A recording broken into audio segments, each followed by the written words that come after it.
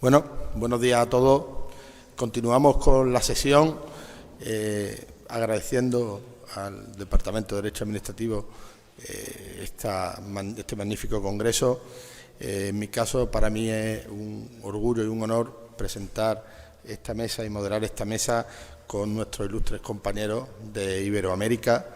Tenemos a Isabel Celeste Monteiro da Fonseca, de la Universidad Dominio, a Rosa Fernanda Gómez González, de la Universidad de los Andes, don Jorge Iván Rincón Córdoba, de la Universidad Externado de Colombia, y don Orlando Viñolo Cueva, de la Universidad de Piura, y un servidor, Jesús Manuel Coca López.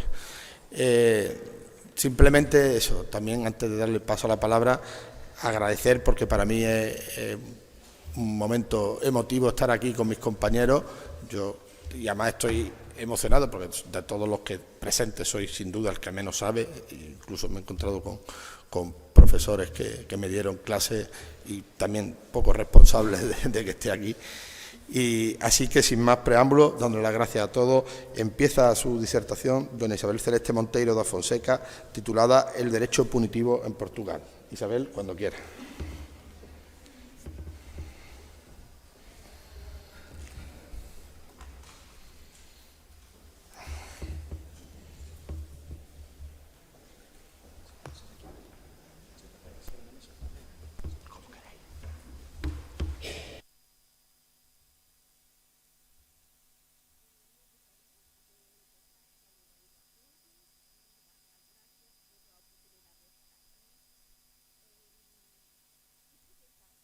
El sistema administrativo sancionador portugués.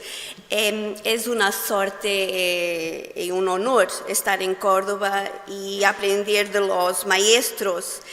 Estar en la Casa de la Ciencia de Derecho Administrativo Sancionador. Es un honor. Quería también agradecer infinitamente a profesora Lucía Alarcón y al profesor Antonio Bueno por la invitación y por la acogida. Bueno, a ver, quiero describir el sistema portugués desde dos perspectivas, el sistema de infracciones y sanciones administrativas y el contencioso de la acción punitiva. El derecho administrativo sancionador en Portugal, voy a describirlo en una panorámica general. Voy sobre todo procurar demostrar la necesaria tarea constante que la ciencia del derecho administrativo tiene que desenrolar por diante. Hay un work in progress en Portugal porque la ciencia administrativista no está. Este es un mundo en que los penalistas gobiernan. A ver, voy a procurar decir, ¿no? Sin miedo de ser Sísifo, porque a veces así parece. Recientemente ha nacido una pequeña doctrina administrativista en torno de algunas cuestiones. No es un grito de guerra, no es un grito de guerra, hay un penalista ahí, no es un grito de guerra, es una observación o varias observaciones derivadas de un trabajo científico que empieza destinado a tender puentes para reforzar los institutos jurídicos y sobre todo la defensa de los infractores que se presumen inocentes hasta que se demuestre que han cometido una infracción administrativa. Por tanto, es esta la preocupación, es sobre todo una expresión de que en Portugal la doctrina administrativa está a empezar. Y necesitamos estudiar más, mucho más, porque el derecho punitivo europeo se impone de forma direta e imediata cada vez más. Existe una crisis del principio de legalidad. Hay una creación de infracciones administrativas por regulación administrativa, por reglamento administrativo. Há aplicación de medidas cautelares más graves que sanciones y hay muchos regímenes especiales, sectoriales, que derrogan las normativas en materia de garantías del sancionado. Es peor, la aplicación de actos sancionatorios en Portugal no son recurribles para los tribunales administrativos.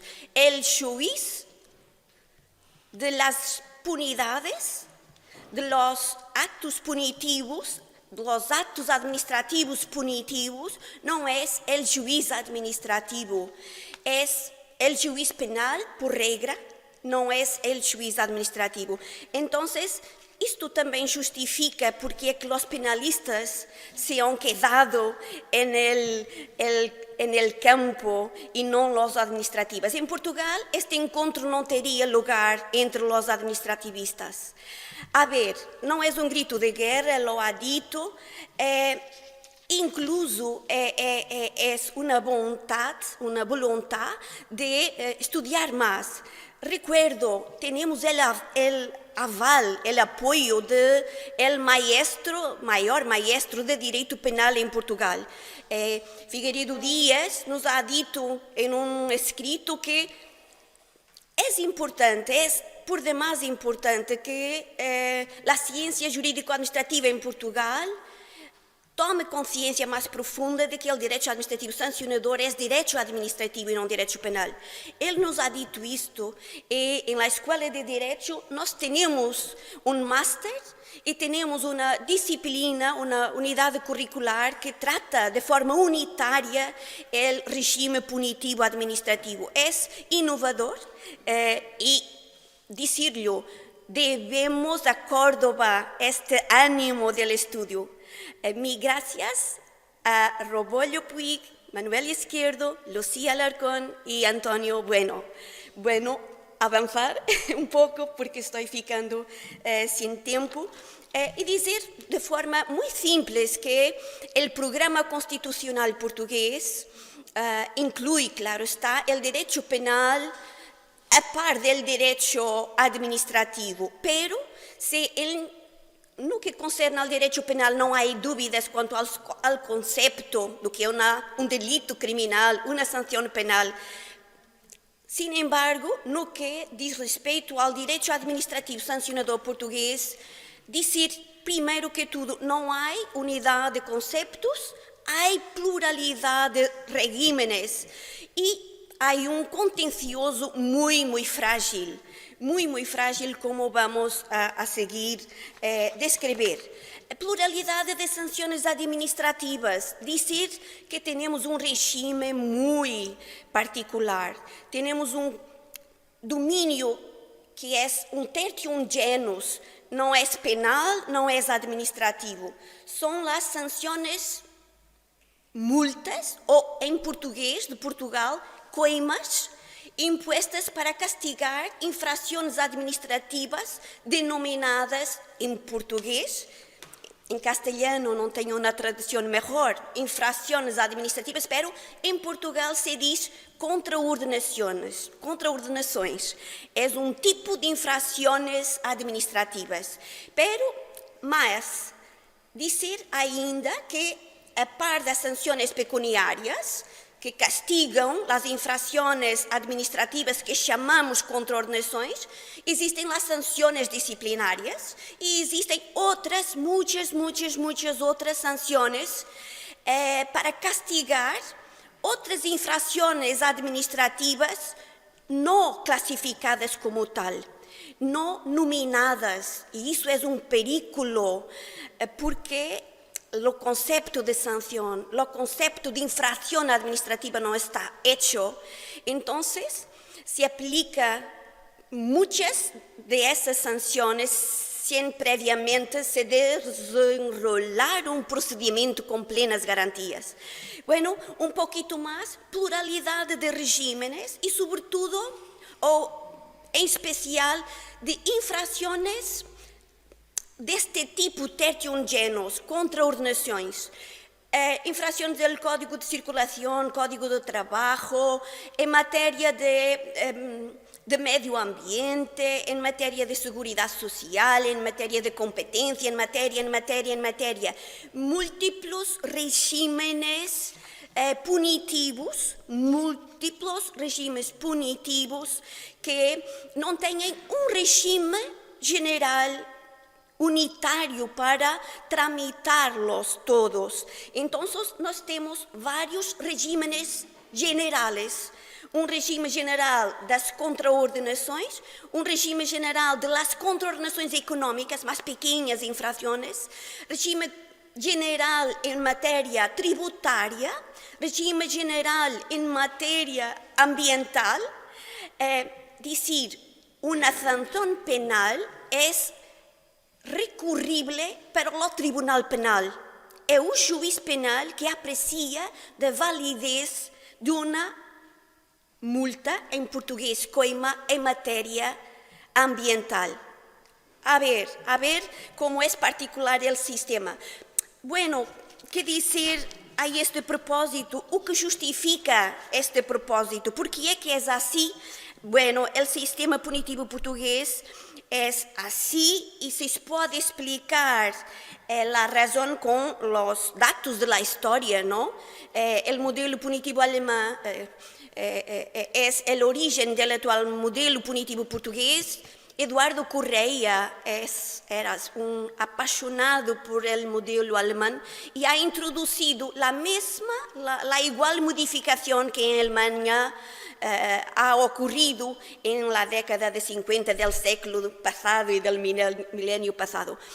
A Lei de Simplificação do Direito Penal Econômico em Alemanha ha inspirado nosso regime contraordenacional, o nosso regime geral de punições e a infração administrativa que ha sido criada para separar o que é justiça do que é aplicar sanções por la administração, também em nós outros ha dado lugar ao nascimento de uma infração administrativa que se sanciona com uma Geldbuße. Na verdade, é uma coima em Portugal.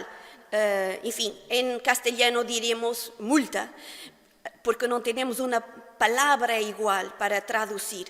Então, aqui está a razão.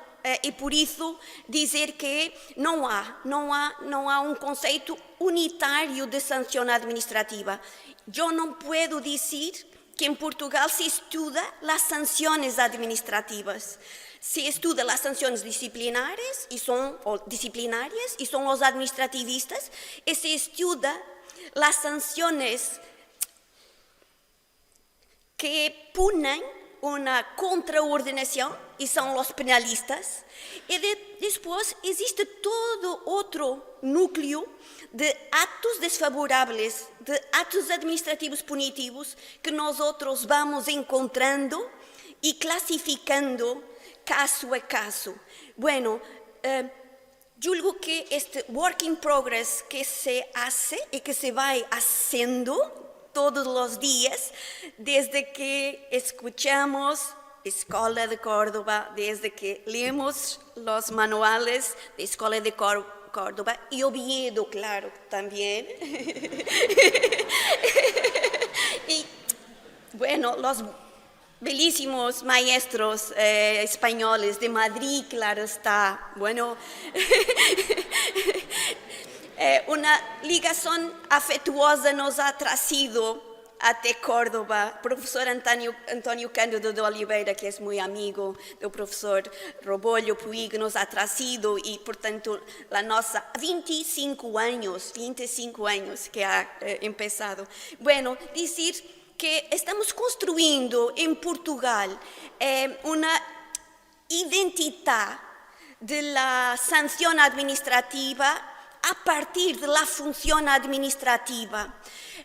E En esta construcción es necesario, claro está, destacar la función punitiva de la sanción, castigadora, retributiva. Qué maravilla hoy escuchar Robollo Puig en la mañana. Gracias. Bueno, la necesaria antijuridicidad y culpabilidad. Yo digo que es absolutamente necesario colocar como pressuposto obrigatório na identificação da sanção administrativa. Hay escuchado Manuel Izquierdo durante la pandemia a distancia sublinhando, ¿no? Es necesario la antijuridicidad y la culpabilidad. Bueno, pluralidade de conceptos. Conceptos, não há dogmática administrativa. O que estamos haciendo? Una teoría geral de la infracción administrativa, el delito administrativo, transgresión, bom, delito administrativo, o que é o delito, quais são os elementos subjetivos e objetivos do delito administrativo. Um conceito unitário de sanção administrativa, pois era isto que estava falando, ato administrativo punitivo. Después, pensar que hay necesidad de un régimen jurídico unitario. Nosotros no lo tenemos. El derecho europeo, pues, existe, pero hay muchos principios, muchas normas sectoriales y hay un artículo en la Constitución portuguesa que es absolutamente determinante para nos hacer agregar los regímenes avulsos. Y después, claro, las garantías debidas. Nosotros no aplicamos el Código de Procedimiento Administrativo cuando vamos a aplicar una sanción. Nunca. Cuando aplicamos una sanción en materia urbanística, en materia ambiental, en materia de recursos, nunca llamamos el Código de Procedimiento Administrativo. Siempre el régimen general de contornaciones y subsidiariamente el Código de Proceso Penal. Entonces, los administrativistas en Portugal han empezado poco a poco, Freitas do Amaral con un pequeño texto, Mário Rose de Almeida con otro pequeño texto, pero no hay doutrina, no hay dogmática, no hay libros, no hay monografías. Há ahora tesis, pequeñas tesis. Lucía ha arguido una tesis há 20 años atrás. Como foi difícil explicar que ela estava certa e que a candidata também estava certa a propósito da aplicação de sanções por o poder local. Bueno, exemplos de la dificuldade. A ver, uma multa por infração urbanística sanciona. Hoje o professor Robollo ha dado este exemplo, pero la orden de demolición de obras no legalizables não é sanção. Bueno, ya existiu duda sobre esto, porque una cuestión, la multa se recurría para el Tribunal Penal, la orden de demolición para el Tribunal Administrativo, la confusión, la pérdida de garantías, la duda si es una sanción o no. En Portugal, yo he dicho, la duda diz-nos que é um ato administrativo porque pode ser impugnado no Tribunal Administrativo, pero la duda, la falta de garantías procedimentales también me ha hecho cuestionar. Bueno, una multa al lector por retraso en la devolución de un libro a la biblioteca y la prohibición de préstamo de libros durante medio año. ¿Qué es esto? ¿Es una sanción? La revocación de un acto de concesión de una ayuda o subvención. ¿Es un acto sancionatorio? Devolución de una cantidad que es percibida ilegalmente. ¿Es una sanción? La prohibición de participar en una competición internacional por haber incumplido un deber. Una federación que aplica ao atleta esta prohibición. Está sancionando, llamamos sanción disciplinaria. Sí, sí. Outros exemplos, o usuário do museu que hace fotos em uma zona proibida e a expulsão de esse usuário. ¿Es sanción? No me parece. No, no me parece. Yo he aprendido con Manuel una decisión por la cual se retira de la estantería del supermercado un producto que no contiene fecha de caducidad, no es sanción. Pero en Portugal no se cuestiona eso. Y es importante cuestionarlo de muchas razones. Una de ellas es la garantía del contencioso administrativo, de que ya os voy a hablar. Construir la sanción, el concepto de sanción administrativa, bueno, se hace por la construcción del concepto de infracción administrativa. Lo julgo, a que se acrescenta más, claro está, ¿no? Que a sanção é aplicada por uma entidade administrativa, não existe a função administrativa no quadro de um procedimento administrativo com uma função castigadora retributiva. Pero a infração, o conceito de infração administrativa, há que fazer, há que hacerlo. Em Portugal estamos muito lentanos a hacerlo. O sujeito e sua concreta conduta voluntária, sujeito individual coletivo, el hecho, la conduta concreta y su relación con el deber incumplido es el objeto de la sanción, de la infracción, perdón. La ilegalidad o antijuridicidad, perturbación o infracción del ordenamiento jurídico administrativo, la violación, ¿no? La violación del cuadro normativo y culpabilidad. Bueno, pelo menos una voluntad de la gente de infringir la legalidad y la reprobación de la conduta. A ver, es una propuesta, con certeza no está completamente certa, voy continuando a estudiar. Ahora, lo segundo momento en que la dogmática administrativista está trabajando, la construcción de un régimen unitario, la construcción de un régimen unitario. En la verdad, nosotros podemos decir que el Tribunal Constitucional vaya explicando que regras y sobre todo qué principios se deben considerar fundamentales del derecho punitivo administrativo. Pouco a pouco, fazendo emergir del artigo 32 de la Constitución de la República Portuguesa un conjunto de principios absolutamente fundamentales que se deben aplicar unitariamente a todo o domínio onde existir domínio sancionatório administrativo. Princípio de reserva de lei, tipicidade, bueno, antijuridicidade, culpabilidade, non bis in idem e proporcionalidade. E igual, os problemas que se vão discutir e se estão discutindo em Portugal, bueno, não são os penalistas, são os administrativistas um pouco a hacerlo. A miedo, a miedo, porque cuando levamos la pedra para la cima, ela... Entonces hay siempre un penalista que nos dice, no está cierto, a ver. Profesora Monteiro, sí, le restan perdona, 2 minutos para terminar. 2 minutos, só para completar esta ideia que também em Portugal, ¿no? La crisis del principio de legalidad. Es verdad que cabe à Assembleia da República prever, definir delitos e as penas, definir também a teoria, o regime geral de sanção das infrações administrativas e disciplinárias, mas a questão é esta, 2 problemas que se questionam quanto ao alcance do princípio da legalidade na dimensão de tipicidade.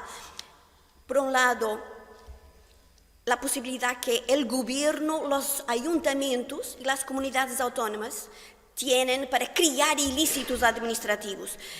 Tenemos hoy infracciones, ilícitos que están previstos en reglamento de los municipios. El Tribunal Constitucional dice, bueno, poder de normación de las autarquías. Se pueden emitir reglamentos porque no prever lo ilícito administrativo. A ver, es una cuestión, Vital Moreira así lo defiende también, pero no hay consenso, ¿no? No hay consenso.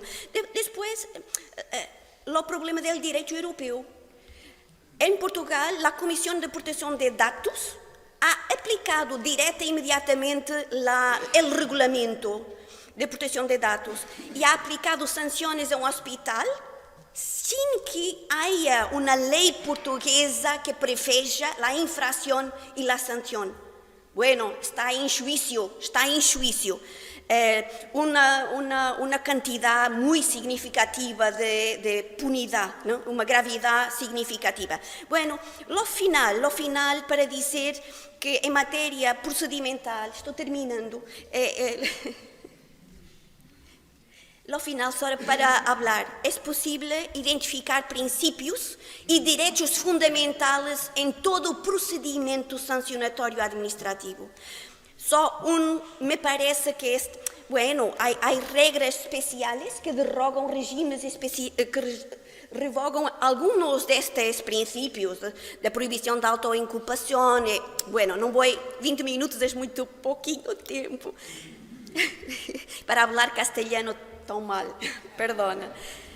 El recurso al juiz es la última nota, pero aquí, ¿cuál es el juiz? Por cierto, no es el juiz administrativo, eso es el problema. ¿Cuál es el juiz? Tantos pueden ser el juiz administrativo, incluso el tribunal arbitral desportivo. Es el juiz necesario, obligatorio para las sanciones disciplinarias deportivas.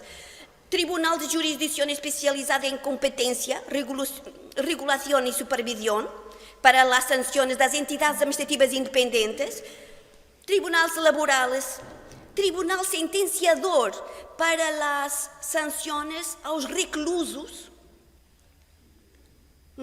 Hay medidas cautelares que não são impugnáveis judicialmente, aplicadas ao recluso, que não são impugnáveis judicialmente, violação do princípio e do direito fundamental de acesso ao juiz. Tribunais administrativos, uma pequenita. Bueno, en Portugal se diz bater con o nariz na porta. No sé si ha hecho bien la traducción. Bater, ¿no? El que recorre al juiz, el que recorre al juiz, para mí es bater, ¿no? Con nariz en la puerta. Bater à porta em Portugal tem muitos sentidos. Bater à porta delicadamente e a porta se abre. Bater a porta, fechar, cerrar a porta e bater na porta com muita violência. Em tribunal me parece que o sancionado que vai buscar o juiz certo bate com o nariz na porta e há vulnerabilidades que vos queria hablar. Muchas gracias.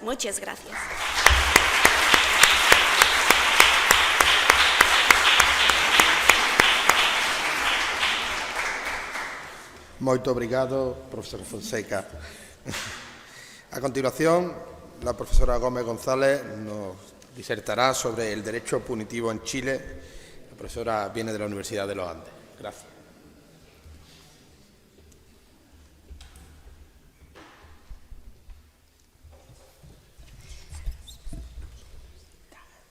Bueno, en primer lugar, muchísimas gracias a Lucía Alarcón Sotomayor y al profesor Antonio Bueno por haberme extendido esta invitación a participar en esta actividad el día de hoy con ustedes. También le doy las gracias a todo el equipo del Departamento de Derecho Administrativo de la Universidad, que son no solamente unos extraordinarios académicos, sino que también unas extraordinarias personas. Y bueno, para tranquilidad del moderador, pretendo hablar 15 minutos en favor de quizás y compensando un poco el tiempo que nuestra colega ha utilizado para explicarnos tan elegantemente la regulación en el sistema de Portugal. Pareciera ser que el tema de las sanciones administrativas no es un tema que pase de moda. De hecho, hace un mes estuvimos en Chile hablando de este tema y ahora nos encontramos aquí hablando de nuevo de este asunto. Telemáticamente quiero explicarles tres cuestiones de nuestro ordenamiento. Primero, las características generales que este tiene. En segundo lugar, cuáles son las oportunidades de mejora, porque no todo puede ser tan terrible. Y finalmente, cuáles han sido las mejoras que en el último tiempo efectivamente ha implementado nuestro ordenamiento jurídico. En primer lugar, el poder punitivo en Chile se encuentra dividido en tres grandes áreas. Sin duda, el derecho penal, como ocurre en la mayoría de los ordenamientos jurídicos. Luego tenemos esta potestad sancionatoria en manos de la administración. Y finalmente también tenemos lo que hemos denominado derecho contravencional, que es aquella potestad punitiva que tienen jueces no penales para sancionar infracciones, por ejemplo, en materia de tráfico, en materia de urbanismo, en materia de consumo. Esos son como los principales ámbitos sancionadores que tiene nuestro ordenamiento jurídico. Luego, a nivel normativo, al igual que ocurre, por ejemplo, en el caso de Portugal y en otros ordenamientos, no tenemos una ley general que regule la forma en que se debe ejercer esta potestad, ni que tampoco contenga cuáles son los principios y etapas procedimentales aplicables. Ahora bien, en el año 2004 sí hubo un intento de reforma legal, del año 2004, que estuvo fundamentalmente destinada a establecer reglas de procedimiento y principios claros. Esto debido a 2 requerimientos del Tribunal Constitucional que explicaba que él no tenía ningún problema en que la administración tuviera este poder punitivo, pero sí lo que le reprochaba al legislador era no establecer un procedimiento claro para el ejercicio de este poder. ¿Qué ocurrió? Bueno, en Chile no somos muy creativos en algunas cuestiones y nos inspiramos fundamentalmente en la doctrina y normativa española. De hecho, el proyecto de ley citaba a autores tan destacados como Carretero Pérez, Carretero Sánchez, Suárez Rincón, García Enterría, Alejandro Nieto, y en lo normativo simplemente cortaba y pegaba la regulación que ya existía en España en aquel momento. No obstante aquello, aquel proyecto de ley se archivó en su primer trámite de discusión constitucional, es decir, estuvo solo un par de meses en discusión legislativa y posteriormente se estimó que no era importante su regulación. ¿Qué pasó a nivel constitucional? Bueno, para los que no están enterados, hemos pasado por 2 años de procesos constitucionales intensos. 2 propuestas de reforma constitucional planteaban la necesidad de regular esta potestad a nivel de Carta Fundamental. Uno se podría preguntar, bueno, esto dado la importancia que tienen las sanciones administrativas para los particulares, dado que no son infracciones de bagatela, sino que muchas veces son sanciones de significativa importancia que pueden llegar hasta la extinción de la actividad económica de que se trata. Pero no, la respuesta no era tal a esa interrogante, sino que por otra parte se justificaba en una sentencia de nuestro Tribunal Constitucional que había sostenido lo siguiente: la potestad administrativa sancionatoria es jurisdicción y por lo tanto es entregada única y exclusivamente a los tribunales de justicia. Ese era el problema que teníamos sobre la mesa. Y eso fue precisamente lo que se intentó regular en los 2 proyectos de Carta Fundamental, regulándolo a nivel de Constitución, diciendo que era una potestad administrativa y no una potestad jurisdiccional, y luego el problema que vino después, en el segundo proceso, fue, bueno, y ahora que estamos en esta, ¿cuáles son los principios que deben aplicar? ¿Se lo vamos a dejar entregado al legislador o lo vamos a regular aquellos principios mínimos de la Carta Fundamental, tal como ocurrió en España con la Constitución de 1978? Bueno, la historia no fue tan feliz, ninguno de los 2 procesos constitucionales fueron aprobados y por lo tanto continuamos con la misma Carta Fundamental que teníamos desde el año 1980. Pero la pregunta, y esta también se lo hizo Alejandro Huergo en alguna de sus intervenciones, ¿es necesario realmente regular la potestad sancionatoria a nivel de Carta Fundamental? Mi primera aproximación es no. Si uno revisa a nivel comparado, no existen en su mayoría constituciones que regulen esta potestad a este nivel. Se han limitado a regularla en normas de rango legal, como es el caso, y que nos va a contar Orlando sobre el caso peruano. En Chile no está regulado, bueno, a nivel de Carta Fundamental ni tampoco a nivel de rango legal. Ahora, si tuviéramos que justificar razonablemente por qué esta potestad debe estar en la Constitución, son 2 cuestiones. ¿Cuáles son las potestades administrativas que están reguladas en la Carta Fundamental? Bueno, la potestad normativa de la Administración, porque rompe con el principio de separación de poderes, y luego la potestad expropiatoria, porque es una potestad que limita fundamentalmente el derecho de propiedad. Bajo esta premisa, dado que las sanciones efectivamente limitan derechos de las personas, muchas veces derecho a desarrollar actividades económicas, derecho de propiedad, derecho a la intimidad en algunos casos, uno podría justificar razonablemente que vale la pena regularlo a nivel de Carta Fundamental. Siguiendo con la descripción, al igual como ocurre en el caso portugués, tenemos una atomización y una gran proliferación de sistemas sancionatorios específicos o especiales. Que bueno, allí no hay mayor problema.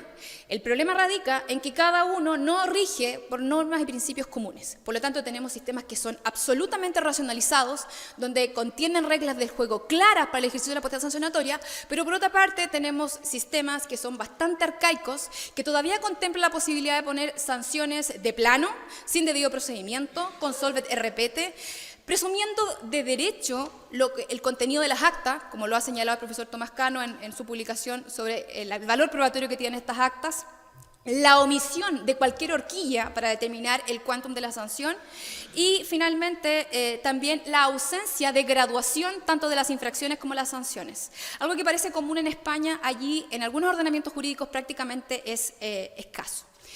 Luego, en cuanto a la influencia que hemos recibido, a diferencia de lo que ocurre en Portugal, que ha recibido una fuerte influencia italiana y alemana, nosotros hemos recibido una fuerte influencia española. Lo que está dado primero porque el derecho administrativo sancionatorio tiene su origen en el poder de policía. Cuando nos independizamos, adquirimos una independencia política, más no una independencia jurídica. Por lo tanto, todo el régimen de policía que se venía aplicando en nuestro ordenamiento durante la colonia continuó aplicándose posteriormente, el cual fue evolucionando a posteriori hasta convertirse en lo que hoy conocemos como derecho administrativo sancionatorio. Y luego, a nivel dogmático, sin duda la doctrina española ha influido. Sin duda, García Enterría, que antes de la Constitución del 78 sostenía la inconstitucionalidad de esta potestad, también fue sostenida en nuestro ordenamiento jurídico por uno de los grandes juristas de aquel momento. Y no solamente sostenía su inconstitucionalidad, sino que también atribuía este carácter prebecariano, que todos lo sabemos quienes han leído García Enterría, también le atribuía a esta potestad. Y con justa razón, considerando que hay ordenamientos que todavía mantienen estas características que les enuncié previamente. Luego tenemos una influencia, como lo decía don Alejandro Nieto, eminentemente pretoriana, y no solamente de la jurisprudencia nacional, sino que también de la jurisprudencia del Tribunal Constitucional y del Tribunal Supremo Español. Tanta ha sido la influencia que adoptamos la tesis o la doctrina predominante hoy en nuestro ordenamiento jurídico sobre la idea de los matices, en el sentido de que contamos con un único ius puniendi que tiene ramas, una es la penal y otra es la administrativa, en donde los principios penales deben aplicarse con ciertos matices al derecho administrativo sancionatorio. También la jurisprudencia ha incidido, a falta de ley, en establecer algunos límites claros. Primero, la proporcionalidad, que parece algo básico entre la infracción y la sanción, lo que de cierta manera también resulta contradictorio cuando hablamos que las sanciones tienen que tener un efecto disuasivo. Luego, la proscripción por la vía administrativa, de imponer sanciones privativas de libertad, ya sea por vía principal o por vía sustitutiva, que también emana de la jurisprudencia española. Y finalmente, y como resulta lógico, la necesidad de un previo procedimiento administrativo antes de la imposición de la sanción. Ahora, ¿cuáles de estas cuestiones han ido evolucionando con el tiempo? Primero, la idea del régimen jurídico aplicable.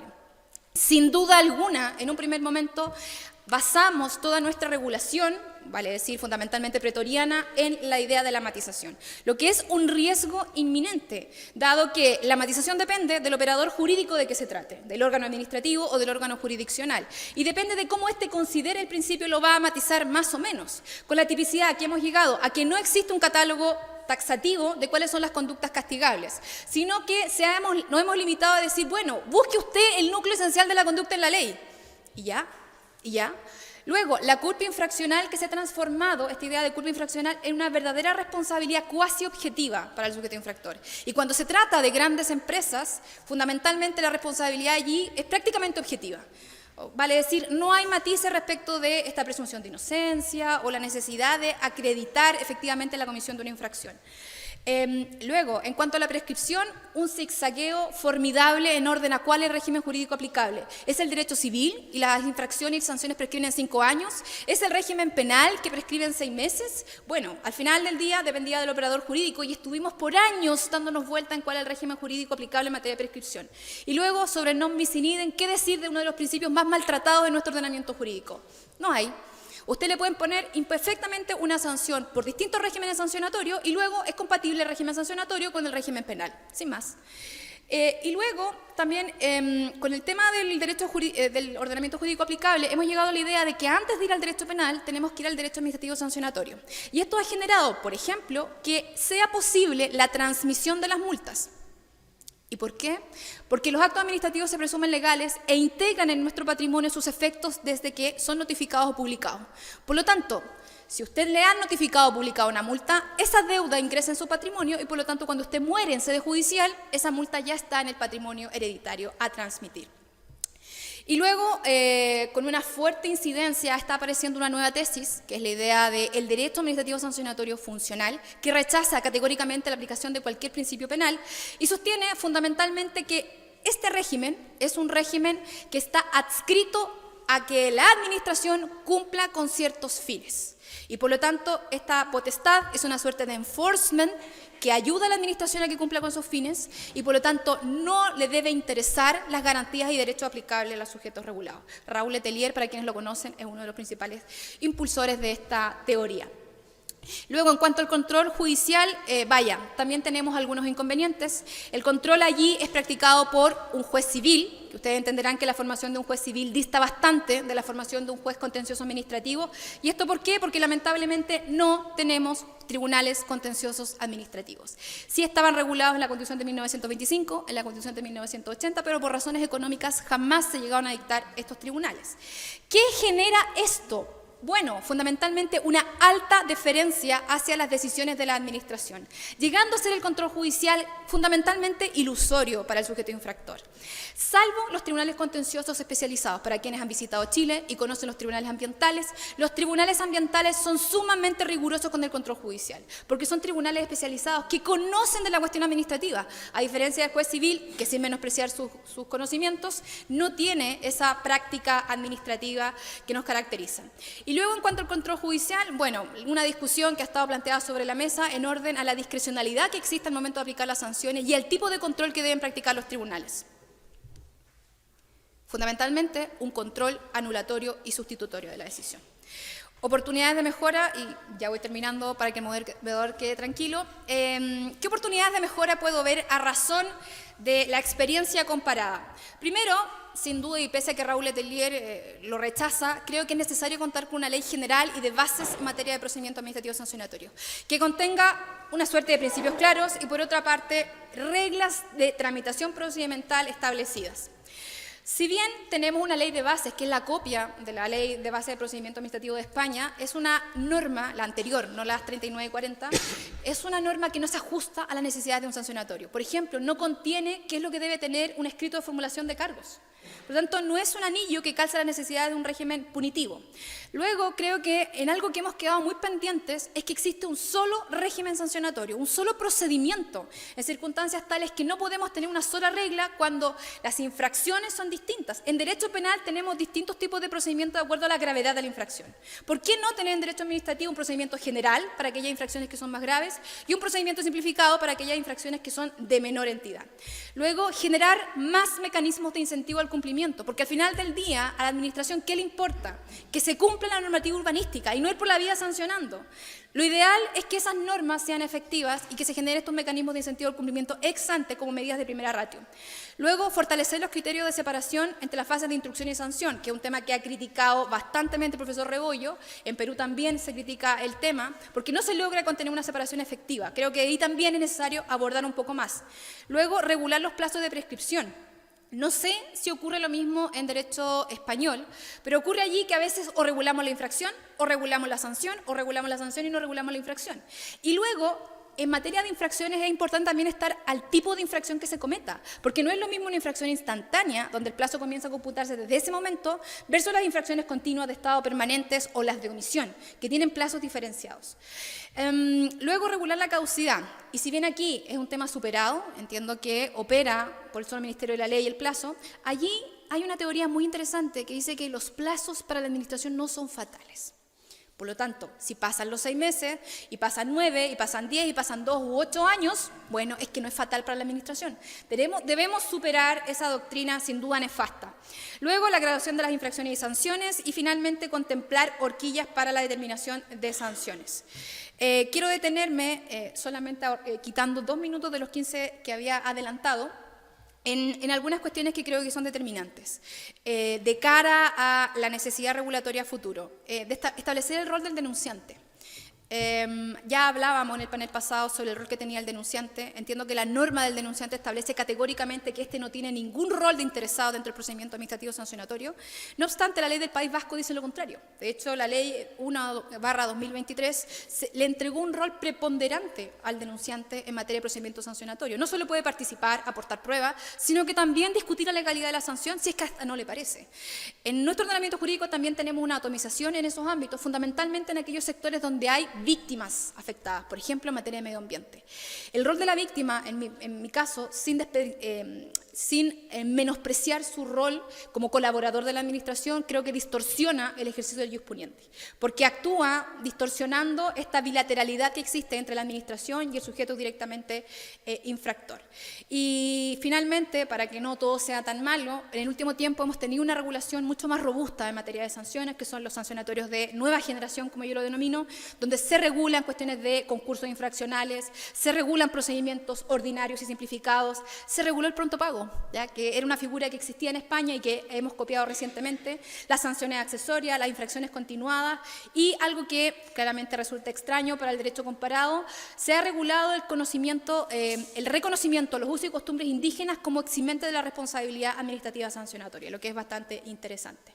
Sin más, agradezco nuevamente su atención, agradezco a los coordinadores y agradezco la paciencia de nuestro moderador. Muchísimas gracias.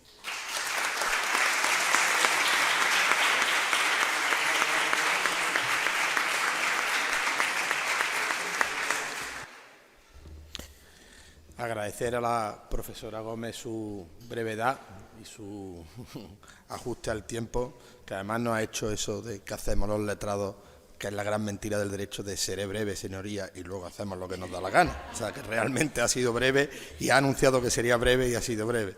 Sin más, pasamos al profesor Rincón Córdoba, que disertará sobre el derecho punitivo en Colombia de la Universidad Externado de Colombia.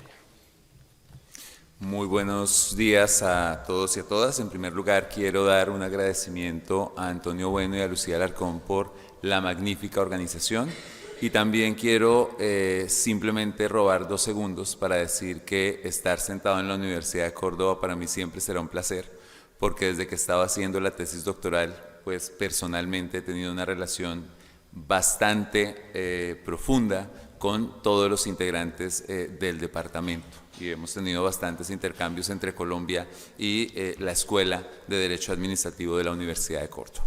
Dicho lo anterior, mi ponencia se llama Te lo resumo así nomás. Es decir, voy a intentar en muy pocos minutos establecer cuál ha sido el avance del derecho administrativo sancionatorio en el ámbito colombiano para establecer cuáles son esas dimensiones del jus puniendi, resaltando, creo, algunas ventajas desde el momento número 1, pero también algunas deficiencias que hemos ido resolviendo en el camino. En un primer momento yo tengo que decirles que nosotros, al igual que ocurrió en Chile, fuimos herederos, por supuesto, de aquello que nos dejó en su momento ser parte de la colonia española. Una vez nosotros nos independizamos en el siglo XIX, la mayor parte de la potestad sancionatoria recayó principalmente en los municipios. Y en los municipios había una división bastante interesante.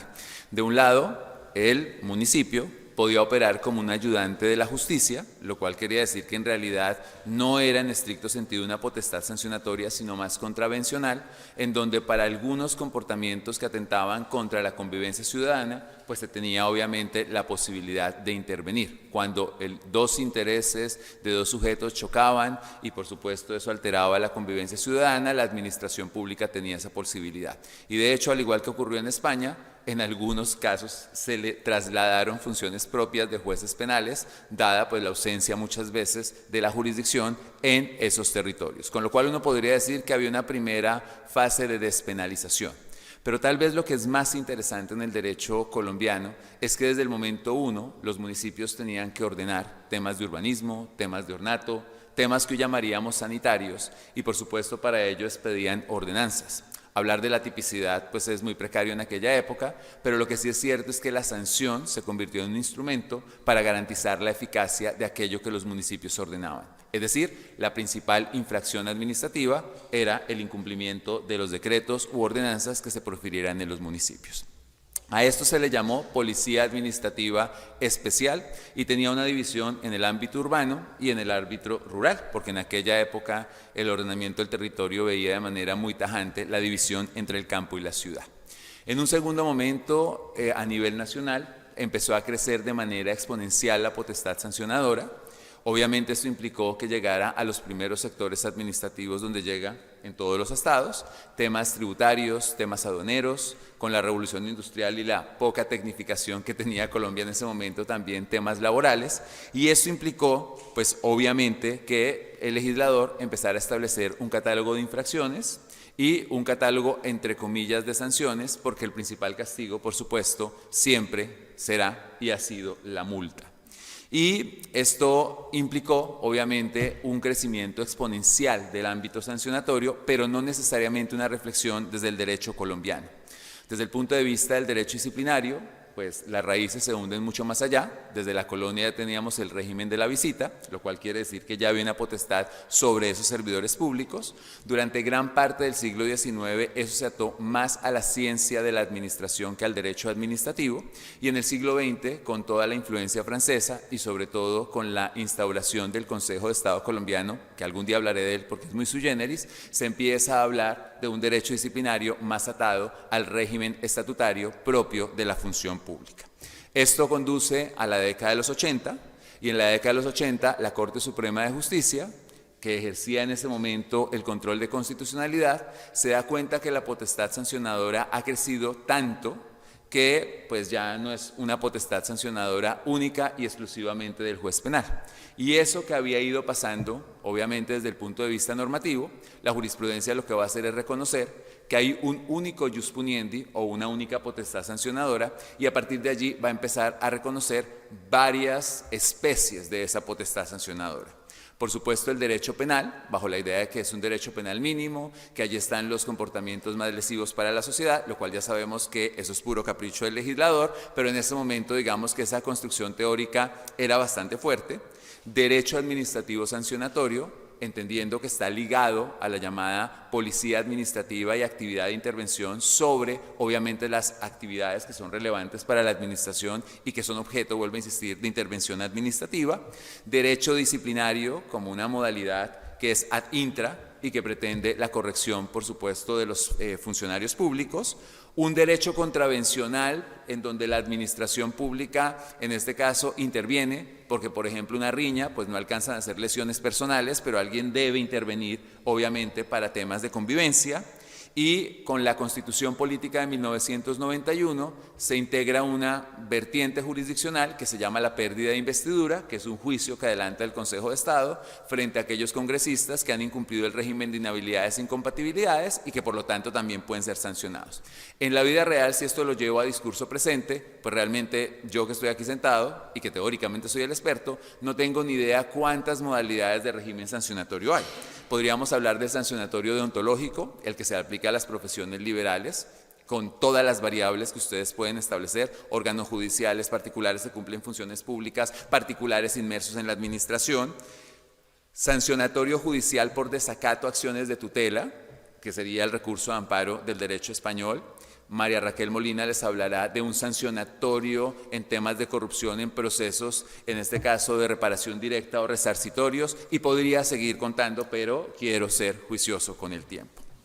Esto hace obviamente que en la década de los 90 el discurso en Colombia, aunque tengamos esa jurisprudencia, pasa algo curioso, y es que los penalistas entran en escena. Y esa entrada en escena, con el perdón de los penalistas colombianos, distorsiona todo el modelo, porque empiezan a fijarse de manera muy intensa en el derecho disciplinario. Y entonces toda la doctrina, no la administrativista, sino los penalistas, empiezan a conceptualizar a partir del derecho disciplinario, estableciendo obviamente que es una rama autónoma, que no está ligada a la función pública, que no es derecho administrativo y que no es derecho penal.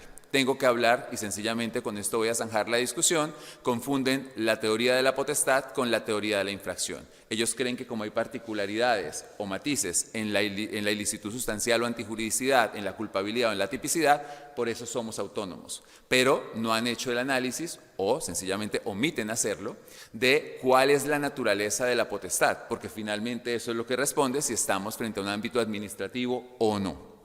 Pero esto, pues obviamente genera que quien pueda alzar la mano y salvar la patria, pues sea obviamente la jurisprudencia. Al igual que ocurre en el derecho español y en el derecho chileno, pues la jurisprudencia, sobre todo de la Corte Constitucional, bajo la teoría de los matices y bajo la teoría de las variables del jus puniendi, empieza a generar obviamente un componente muy amplio. Esto tiene un problema. Y es que obviamente no es la labor del juez ni sustituir al legislador, ni mucho menos sustituir a la doctrina, porque finalmente la jurisprudencia está resolviendo casos concretos, pero a partir de esos casos concretos, el resto de los operadores jurídicos extraíamos amplias reglas generales, lo cual obviamente genera una distorsión, pero como mínimo implicaba una reflexión, por supuesto, latente.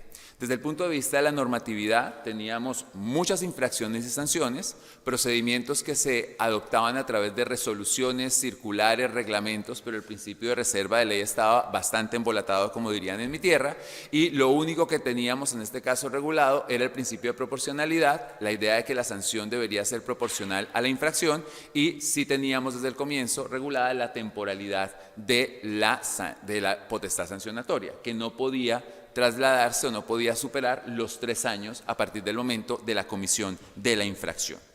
Esto genera que, adelantando el reloj, dado el tiempo, a partir del año 2000, y esto va a sonar un poco odioso, empezamos a volver de muchas escuelas en Colombia una nueva generación, y no solamente el externado. De hecho, en la Universidad del Norte hay una doctora en estas materias, en donde empezamos a cuestionar la visión de los disciplinaristas y empezamos a decir, ustedes están viendo el árbol, pero no han visto el bosque completo.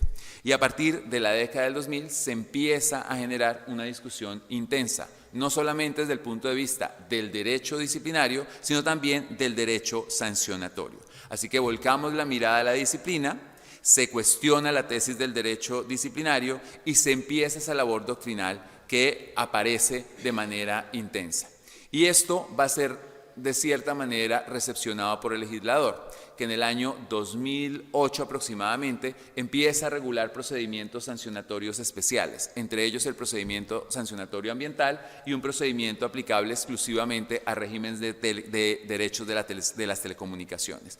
Pero el legislador es consciente que hace falta un procedimiento administrativo general, el cual se integra al ordenamiento jurídico colombiano en el año 2011. Ese procedimiento va más allá del procedimiento, realmente genera un cauce procedimental, establece principios mínimos como la tipicidad, la presunción de inocencia, la non reformatio impellius, no habla de más principios, y adicionalmente también establece causales de graduación de la sanción y también causales que de cierta forma intentan matizar la potestad sancionatoria y garantizar ese principio de proporcionalidad. Esto obviamente genera también, desde un punto de vista tanto doctrinal como jurisprudencial, que se empiecen a debatir aquellos temas que son más relevantes y que generan mayor discusión. Por supuesto, todo administrativista que se respete, pues lo que más le llama la atención es la legalidad. Ese es nuestro primer debate y es tal vez en el que más jurisprudencia hay. Nosotros admitimos de manera abierta normas en blanco o normas de remisión. En materia ambiental, incumplir cualquier norma en materia ambiental, incluyendo actos administrativos de carácter general o particular, se considera infracción, teniendo la lógica de que al legislador le sería imposible regular las obligaciones de todo licenciatario o de toda persona que está autorizada, de tal manera que admitimos esa textura. Un poco lo único que ha dicho la jurisprudencia es que lo ideal es que desde el legislador la conducta sea perfectamente determinable, que no sea un cheque en blanco.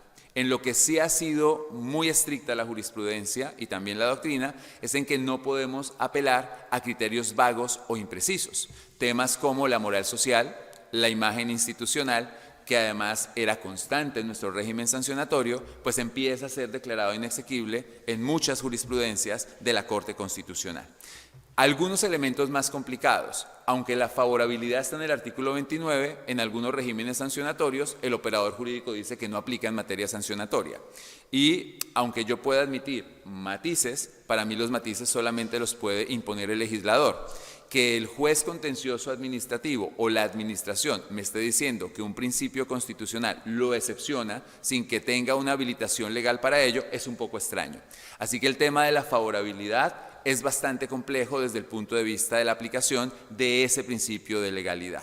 El tema del non bis in idem ha sido un problema también. La jurisprudencia de manera muy pacífica ha señalado que pueden confluir disciplinario con penal, sobre todo en delitos contra la administración pública, lo cual en mi concepto pues genera también una distorsión porque tenemos identidad de sujeto, identidad de causa, identidad de norma jurídica porque hay una norma de remisión, una norma en blanco al Código Penal e incluso estamos persiguiendo la protección del mismo bien jurídico que es el correcto funcionamiento de la administración pública.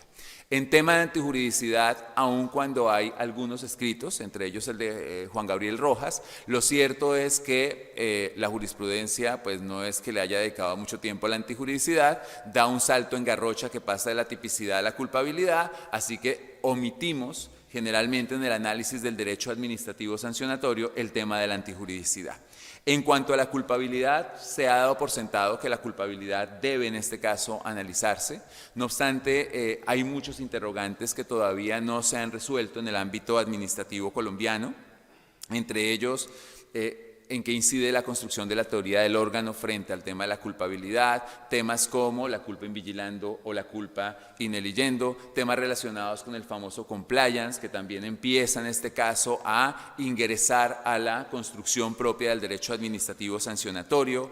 ¿Cómo hacemos para establecer esa culpabilidad en las personas jurídicas? Ayer hablando con Diego le decía que el tema de los complejos empresariales es un problema en Colombia, temas de responsabilidad solidaria, subsidiaria, tratándose del representante legal, aunque el legislador lo ha regulado, tiene múltiples preguntas desde el punto de vista de la personalidad de la sanción y de la constitucionalidad, por supuesto, de esas medidas. Por supuesto, tenemos una ausencia de categorización por parte del legislador entre sanciones y medidas que no son sancionatorias. El legislador llama sanción a todo, a lo que ustedes puedan imaginar.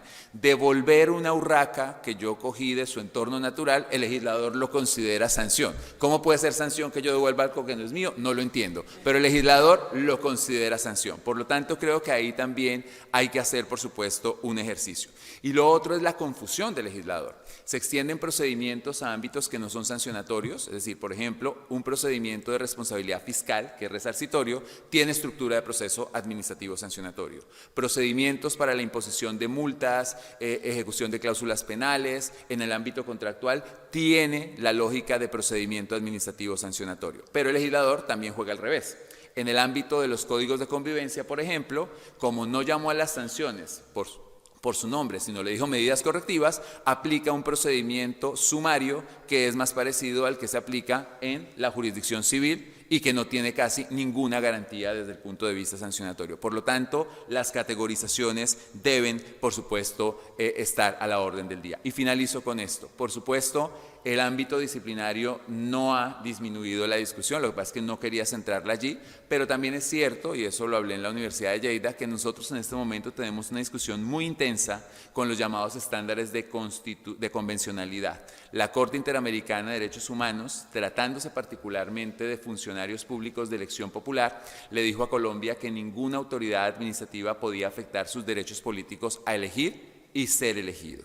Y por lo tanto, eso implica una revisión profunda de nuestro ordenamiento jurídico, a la cual no le hemos hecho caso, por supuesto, y en este momento y para otro día yo les contaré todo lo que han dicho los jueces, que en lugar de solucionar el problema, lo han empeorado. Pero en este te lo resumo así nomás, por lo tanto tenemos un derecho muy avanzado, pero que realmente es un derecho muy joven, no por la existencia de normas, sino porque la discusión doctrinal en mi concepto llegó tarde. Muchísimas gracias.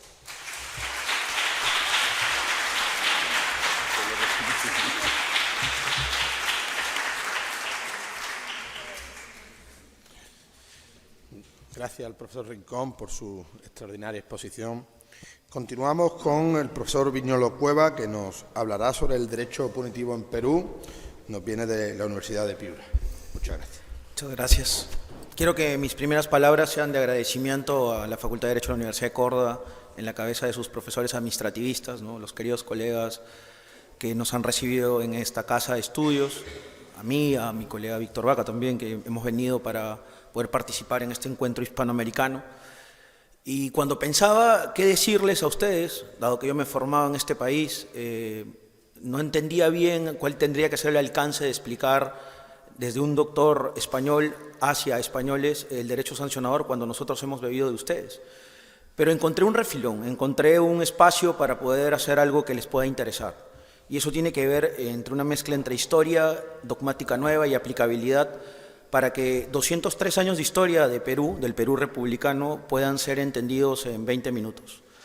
Básicamente lo que haré es poder mostrar el caos, el orden y el futuro a partir de siglo por siglo, ir viendo qué categorías jurídicas se introdujeron en el derecho sancionador y concretamente a partir y a la luz del Jus Puniendi, y finalmente poder dar una visión de futuro, porque Sudamérica y en concreto Perú es un país altamente avanzado en sancionador, pero necesita hacer cambios urgentes de su derecho punitivo en concreto porque se nos está yendo la cuerda en muchas cosas. La sanción no resuelve la vida de las personas, la sanción no implica eliminar los problemas estructurales y el derecho sancionador no puede ser utilizado como una especie de política pública, lo cual, creo yo, me asusta de sobremanera como jurista.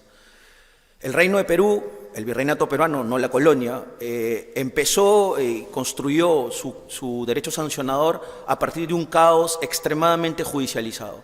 El siglo XIX fue un siglo terrible para el reino peruano. La patria peruana empezó realmente con un jus puniendi constitucionalizado, pero con jueces que no entendían lo que tenían que hacer. La pena se convirtió en un elemento central para poder, de alguna manera, liquidar los problemas sociales, eliminar los problemas, sobre todo de orden público interno que existían en ese momento, pero también para entrar en temas tan complejos como la higiene pública, casos en donde los jueces no tienen mucho que decir, porque evidentemente los problemas judiciales, los procesos judiciales están ligados al mundo del litigio, con una teoría probatoria diferente, y donde además los jueces tienen que ocuparse de los temas importantes. A pesar de la constitucionalización del jus puniendi, el caos judicializado se sumó al tema del caos reglamentario. No existía claramente una idea de legalidad material como la tenemos ahora. Era simplemente la posibilidad de tener dispositivos formales para poder cumplir con una cierta previsión y cierta taxatividad, pero nada más. Todo el siglo XIX nos tomó así. Nos llevó a un elemento distinto, a una sociedad solo controlada en ciertos temas vecinales mediante un ejercicio sancionador municipal, pero hubo un cambio, y ese cambio pasó en las primeras etapas del siglo XX. En los años 30, más o menos entrado un periodo importante de dictadura, una dictadura blanda de esa época, produjo una constitución que creo yo hizo el cambio formidable para el derecho sancionador peruano y en general el derecho punitivo, la introducción de la llamada infracción punible, una categoría jurídica que por primera vez permitía mezclar la idea fenomenológica de tener dos poderes públicos involucrados en reprimir las conductas que pudieran ser reprochables, pero que además permitía también segmentar. ¿Por qué? Porque eliminaba la idea de la obligación general que existía en ese momento, es decir, la idea privatista de los deberes básicos que se establecían en los códigos civiles, para poder segmentar aquello que, pudiendo ser prohibido y reprochable, pueda ser pasado a dispositivos distintos. A partir de la infracción punible, la legalidad material y formal empezó a surgir. Y fue la infracción punible también la que permitió y dio carta de naturaleza a que la administración pública pudiera tener un nivel de justificación para ejercitar la potestad administrativa. Una potestad administrativa importante, potente, pero además que pudiera sectorializarse, segmentarse y especializarse. Evidentemente, la introducción de una figura dentro de las constituciones no asegura nada. Está claro que la infracción punible necesitaba de un montón de categorías extras y de nuevo se instaló el fenómeno del caos reglamentario porque el legislador no hizo su trabajo. El legislador tiene que llevar adelante procesos cuando se introducen, sin saberlo, ciertas categorías esenciales, pero si éste flaquea, desfallece, simplemente se instala la administración pública para regular las políticas criminales y eso es un peligro para las sociedades. Cuando la administración pública define lo que es prohibido, cuando la administración pública señala lo que es reprochable y lo peor de todo, cuando ella procesa y sanciona y ejecuta, está asumiendo todos los poderes en sí misma. Y ese caos reglamentario te puede llevar a que la vieja figura de la infracción punible termine siendo descartada. Y eso es lo que pasó en el siglo XX. A pesar de la evidente constitucionalización de esta categoría, la escasa legislación, salvo en derecho disciplinario y en ciertas carreras importantes, históricas, como el servicio diplomático y las Fuerzas Armadas y policíacas, el resto de sectores no fue cubierto con la legislación que permitiera ampliar los vaivenes positivos que generaba la infracción punible. Y claramente todo pasó por un actuar directo de la administración pública.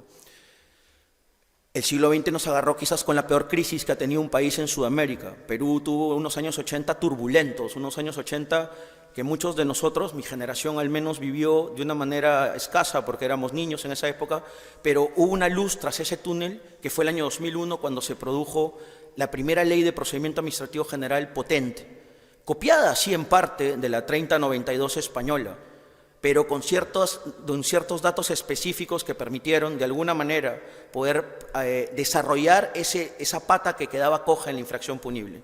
Habían pasado ya 2 constituciones, la Constitución del 79, vieja Constitución histórica peruana que permitió el regreso a la democracia, y la Constitución del 93, la Constitución que introdujo la subsidiariedad, la liberalización y evidentemente el desarrollo de una idea del debido proceso que se mezclaría luego con la infracción punible. Pero la Ley de Procedimiento Administrativo ha tenido un espacio tutelar en el Perú y ha sido una ley modélica, a mi modo de ver. Hay que vanagloriarnos los peruanos que estos 24 años de la Ley de Procedimiento Administrativo permitieron sistematizar muchos sectores de la administración pública. Quizás el procedimiento lineal, quizás también el trilateral, pero fundamentalmente el procedimiento sancionador como un procedimiento especial que extrañamente se introduce en la legislación de procedimiento común para tratar de aprovechar el momento exacto. Eran momentos políticos de regreso a una democracia más estricta, eran momentos importantes para poder juridificar actividades de la administración y sobre todo eliminar el caos reglamentario. Creo que la ley de procedimiento, si algo tiene de bueno en mi país, es que reduce un poco la actividad reglamentaria a lo mínimo indispensable. Sin embargo, como toda obra humana, siempre tiene problemas y necesita ser perfeccionada, a pesar que muchos de mis colegas peruanos se oponen a ello. Sin embargo, el siglo XXI nos toma con un tema importante y nosotros, a diferencia de los colombianos y los chilenos, hemos tenido un potente desarrollo en vía administrativa del derecho sancionador. Tenemos tribunales sancionadores importantísimos como el Tribunal de Contratos, el Tribunal de Responsabilidades Administrativas de la Contraloría, donde se hacen discusiones muy interesantes sobre teoría probatoria, prueba de cargo y de descargo, hasta actuación probatoria. Pero el desarrollo jurisprudencial, que duda cabe, sobre todo el Tribunal Constitucional peruano y la Corte Suprema, ha permitido abrir un espacio importante de aplicabilidad de la infracción punible y sobre todo de construcción de las garantías del debido proceso. Sin embargo, como todo de nuevo en la vida, tiene un influjo negativo, porque claramente ha habido retrocesos de la propia jurisprudencia constitucional por no entender, por ejemplo, el valor de la culpabilidad en una sociedad, el valor del comportamiento personal, el valor sobre todo de entender que no se puede llevar adelante la responsabilidad objetiva como un elemento central. Sin embargo, ese influjo positivo del debido proceso y evidentemente de la jurisprudencia constitucional ha llevado a que el derecho sancionador de alguna manera empiece a flaquear por exceso. Lo que estamos viviendo, creo yo, en toda Sudamérica, incluyendo el Perú, es la punitivización de la vida peruana y de la vida pública y privada de los ciudadanos. Los procesos anticorruptivos que acá se han señalado, que creo que son occidentales en general, la ampliación de la legislación sectorial con regímenes sancionadores concretos y específicos, tratando de resolver problemas que a veces deberían quedar en manos de la policía administrativa, han terminado haciendo que el derecho sancionador aparezca todos los días, pero además sumado a un derecho penal mucho más activo. Extrañamente, la última ratio ha sido descartada en ambos casos. La última ratio para el derecho sancionador, como debe ser, y la última ratio de verdad para el derecho penal. Pero además se ha sumado también todo este lado del derecho premial, ¿no? Esta idea de poder adelantar cosas a la persona que colabora con la administración pública. Eso me parece que tiene que ser repensado en ambos lados del océano. No creo y no asumo que el derecho premial pueda ser un elemento que se tenga que usar de una manera tan abierta como lo están haciendo en el derecho penal peruano. Sobre todo porque la anticorrupción, el derecho premial y el derecho punitivo no son un buen componente que combinados den cosas positivas a priori.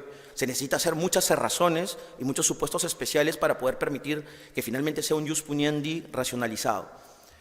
Pero aunque hayan pasado estos elementos negativos de punitivización, es verdad también que la ampliación del debido proceso, a través de las garantías y los principios punitivos, han permitido, por ejemplo, empezar a pensar si las inhabilitaciones políticas que se hacen en el Parlamento pueden estar ligadas al mundo del jus puniendi, y es un asunto que se está discutiendo.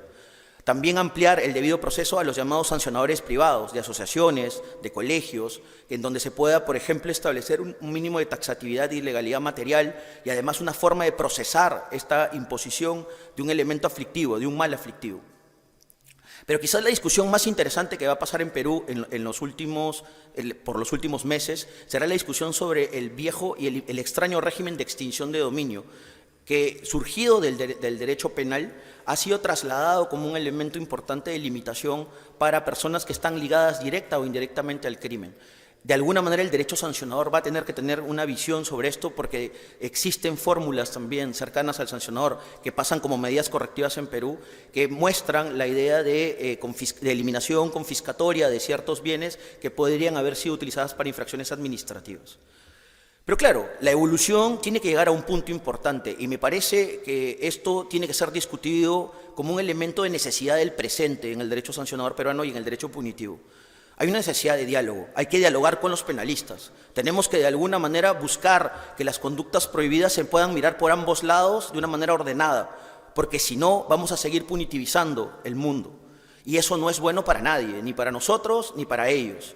Pero lo más importante quizás para el derecho sancionador peruano, creo yo, es sacar y hacer presente a la ley de procedimiento administrativo, que fue importante en su momento para poder regular el derecho sancionador, pero extraer la sección que está en ese dispositivo para poder crear un verdadero código del derecho sancionador peruano, en donde se pueda establecer de alguna manera la base punitiva que siempre hemos tenido como una unidad esencial, con 2 manifestaciones, y evidentemente ese código serviría para una de ellas, y donde se pueda asumir todos los avances que hemos tenido en garantías, en principios, en subprincipios.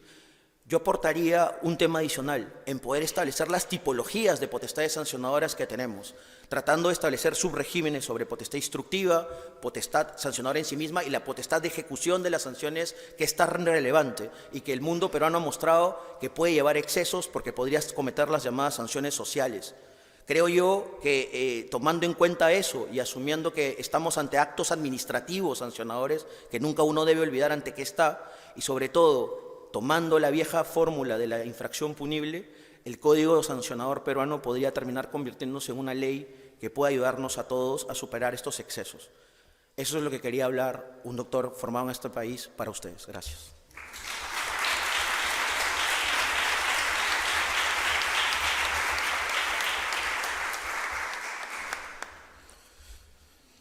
Igualmente agradecer al profesor Viñolo su concisión y brevedad.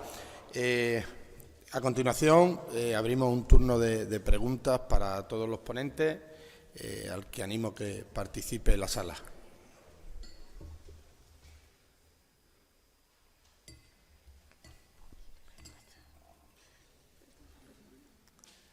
Sí. El profesor Izquierdo.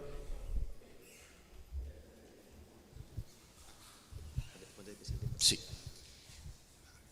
El de pie era para que nos grabaran, yo pensaba que era para que se oyera mejor. Bien, felicito a todas las... Entonces me tengo que poner así para que me vean, si no. Felicito a todos los intervinientes, y una pregunta que puede ser común, pero que no se enrollen a las respuestas cada uno media hora, breve. Puesto que para nosotros, por ejemplo, pues el Tribunal Europeo de Derechos Humanos es importante en la construcción del derecho administrativo sancionador, ¿hasta qué punto, y que conste que la fuente de la pregunta ha sido el profesor Antonio Bueno, hasta qué punto la Corte Interamericana, de Derechos Humanos ha influido, no en Portugal, esa ya no, pero sí en el resto de estados en la construcción del derecho administrativo sancionador? Muchas gracias. Vamos a contestar en 2 tiempos, el favorable y el desfavorable. Entonces, favorable. Desde el punto de vista del derecho colombiano, yo podría afirmar que la Corte Interamericana tiene obsesión con el derecho disciplinario de forma particular y se ha pronunciado sobre todo respecto de derechos políticos, y particularmente su obsesión es que solamente pueda inhabilitar a alguien que material y formalmente sea juez, es decir, que pertenezca orgánicamente a la rama jurisdiccional del poder público.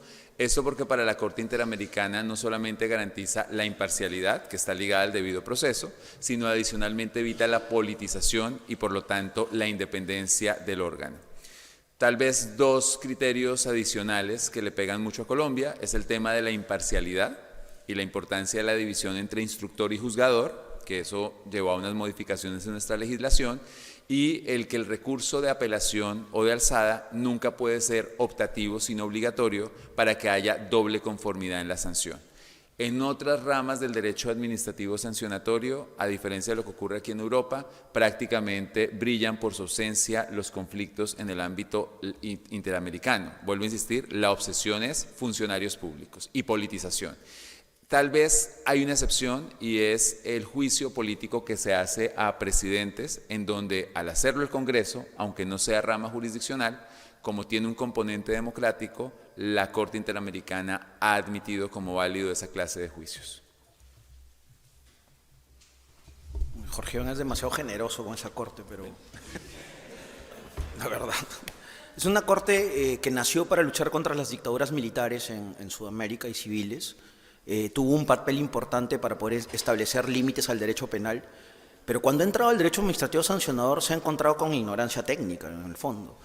Mezcla las ideas de evaluación del desempeño en la función pública con derecho disciplinario, no entiende bien el papel del procedimiento administrativo. La teoría del acto administrativo brilla por su ausencia en las sentencias de la Corte, y lo que hay es una corriente muy activista entre los administrativistas de Sudamérica por tratar de sacar reglas y principios de esa Corte para aplicarlos a su derecho nacional, ¿no? Jorge Iván tiene que convivir con algunos de ellos en su universidad. Yo felizmente en la mía ya hay gente que incluso ha escrito en contra de lo que se genera, porque el propio sistema peruano es bastante poco receptivo del derecho internacional público de esa manera impuesto, ¿no? Incluso acaba de haber una reciente reforma del Código Procesal Constitucional para evitar que sentencias en las cuales no ha sido parte del Estado peruano puedan ser aplicados. Entonces, ¿qué creo yo que hay que hacer? Hay que hacerle primero entender que el derecho penal y el derecho sancionador pueden tener una base común, pero hay manifestaciones fenomenológicas diferentes. Que el derecho administrativo sancionador, la administración pública es juez y parte, actúa en una teoría del procedimiento en donde la teoría probatoria es bastante muy diferente a la actividad litigiosa probatoria del derecho jurisdiccional, pero sobre todo asumir que la administración pública tiene otros principios a los cuales se liga cuando ejecuta y lleva adelante los procedimientos sancionadores. Esas particularidades implican conocer derecho administrativo, y muchas personas que forman parte de la Corte Interamericana son solo constitucionalistas o penalistas. La profesora Gómez. Gracias. Yo quiero aportar algo desde un ejercicio de prognosis. Porque a diferencia del caso Colombia, donde se dice solamente un poder jurisdiccional independiente imparcial puede desvincular a un órgano de carácter político, como ocurre con Petro, en Perú se autoriza que el Congreso haga este ejercicio o que no lo haga, o que lo haga respecto al presidente. Pero la pregunta que va a llevar Chile probablemente a esta Corte es: ¿qué pasa si el mismo Poder Judicial, el máximo tribunal, desvincula a uno de sus miembros? Sin debido proceso y luego de 2 horas de meditación. Bueno, punto suspensivo.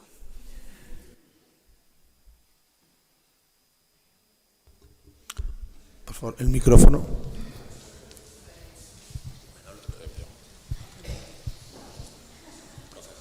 Muchas gracias. Felicitaros por la exposición. Yo quería hacer un intento de diagnóstico y quería que me lo confirmaran. Me gustaría saber ¿quién tiene más culpa en el estado del derecho sancionador en sus países? España, dicen por aquí. Yo veo tres posibilidades. El derecho comparado, esa la dejo aparte. La institucionalidad o la dogmática.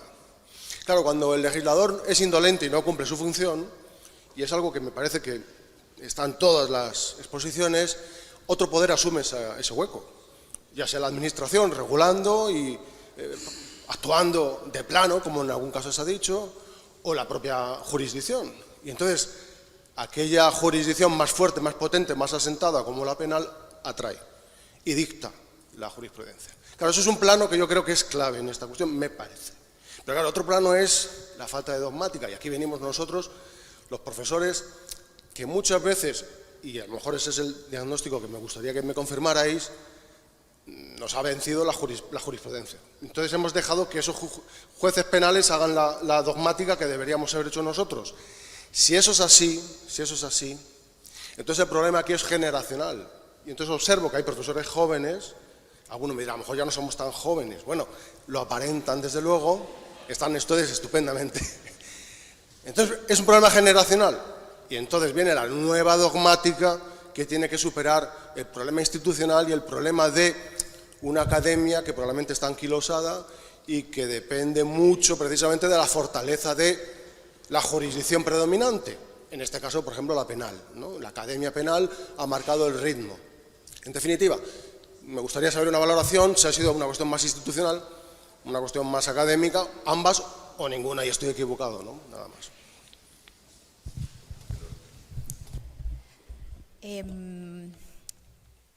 Yo creo que es difícil responder categóricamente que uno ha contribuido más que otro, no es, por lo menos en Chile. Yo creo que en Chile el problema original es del legislador. O sea, no tener una ley de bases que por lo menos nos dé algunas reglas claras, me parece una omisión que es hasta generar algún tipo de responsabilidad. O sea, no saber si se aplica la tipicidad y hasta dónde, cuál es el matiz, cuál es la culpabilidad, la responsabilidad objetiva o reglas básicas de procedimiento sobre cómo hay que valorar la prueba, a mí me parece que es una aberración que en el siglo XXI ya no nos podemos permitir, sobre todo considerando que tenemos tantos regímenes sancionatorios con sanciones de importante cuantía, que creo que es una desidia de nuestro legislador. Luego, el derecho comparado, en mi opinión, ha contribuido. Ahora, los que estuvieron en Chile saben que también tenemos a muchos dogmáticos que critican un poco la influencia española en Chile. Lucía, no sé si estará por ahí, o Covadonga, que saben que hubo mucha crítica a eso. Yo considero que a no tener nada, la jurisprudencia y la doctrina española nos ayudó de manera significativa. Ahora, también creo que hay un reproche a nuestra doctrina. El primer escrito en Chile sobre sanciones de 1974, después saltamos a los años 80, después al 2004 y luego de ahí ya había una explosión en el 2006 porque parece que consideraron que era un buen negocio trabajar sobre sanciones administrativas. Y ahora todos entienden que son expertos en sanciones administrativas. Entonces, y criticando mucho la doctrina del ius puniendi. De hecho, hoy existe cada vez más adherentes a criticar esta idea del ius puniendi único y más influenciados por el derecho americano, a hablar de esta idea de enforcement, el derecho responsivo.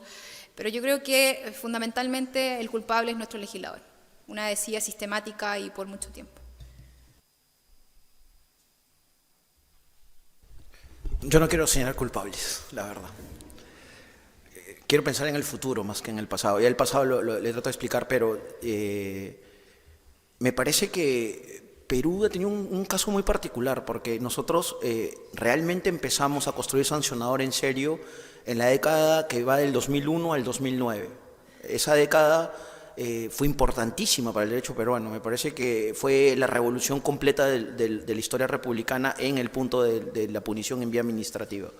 Se produjeron los grandes tribunales administrativos, el funcionariado empezó a profesionalizarse muchísimo, fue la década que el país desarrolló los sancionadores sectoriales, apareció la doctrina, al menos en 2 universidades peruanas importantes, aparecieron los cursos de posgrado. Entonces, yo creo que los alicientes han ido dándose y por eso quizás ves la juventud en América es joven.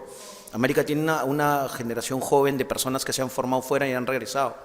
Entonces, eso es una ventaja que tenemos que aprovechar para que hayan 2 o 3 generaciones más que pase lo mismo y podamos cimentar todos los derechos que podamos, entre ellos el sancionador. Pero si uno ve para atrás, yo también pienso en las generaciones pasadas, cuando quebraron, al menos en el virreinato peruano, quebraron la ligazón con España, fue un trauma tremendo, o sea, que solamente se pudo eliminar hasta los años 50 del siglo XIX. Es por eso, Perú era diferente a Colombia y Chile. La culpa es del legislador, yo creo que eso lo tenemos claro todos, no ha hecho su labor, pero en el caso colombiano particularmente el resultado que tenemos hoy es una especie de lazo trenzado. El primero, tal como lo escribí yo, la institucionalidad española. Es un mito que yo me acuesto un día siendo colonia española y al otro día que nos independizamos no nos quedó nada. Durante gran parte del siglo XIX nosotros continuamos con ese desarrollo.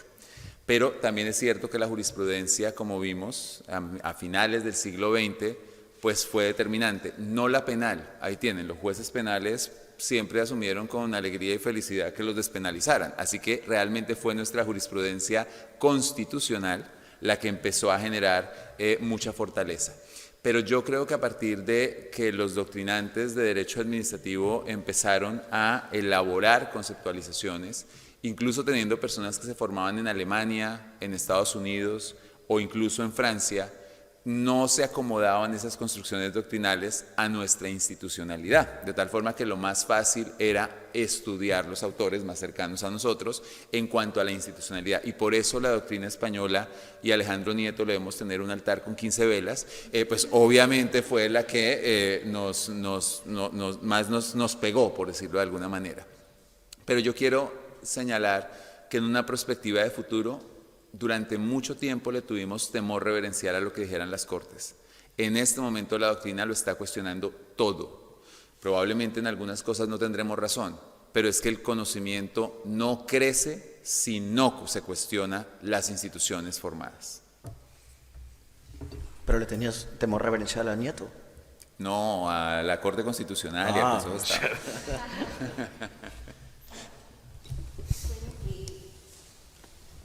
En relación a la cuestión portuguesa, lo diría que hay una culpa partillada.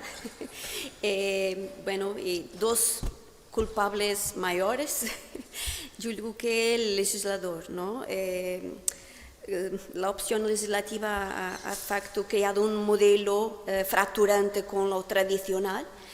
Y bueno, después lembrar que las reformas que se han desenrolado no han sido significativas para modificar el modelo. Lembrar o señalar que a pocos años ha habido una reforma del contencioso administrativo en 2002, 2004, y se ha propuesto que todo lo contencioso de las sanciones administrativas puedan vir para el juiz administrativo. Y eso era una forma de garantizar defensa y maximizar la creación de un derecho unitario. Bueno, los jueces administrativos han sido lo primero a decir no, stop. Nosotros no tenemos medios, no tenemos recursos, y los tribunales penales, perfecto, que se queden con las coimas, multas en materia ambiental, con las multas en materia social, bla, bla. Y por tanto, los jueces administrativos han sido lo primero a decir no vamos a cambiar, porque nos da mucho trabajo y las multas de circulación, eso va a entupir, va a cerrar, va a hacer caer la eficacia de los tribunales administrativos. Entonces, muchos agentes, la academia tiene que trabajar más en derecho comparado. Por eso es tan importante este foro y gracias por recibirnos. Gracias, profesora Monteiro. Una última pregunta. Hay dos preguntas. Vale. Pues, bueno, yo... era solo por llenar huecos, o sea que si hay otra lo dejo, ¿no?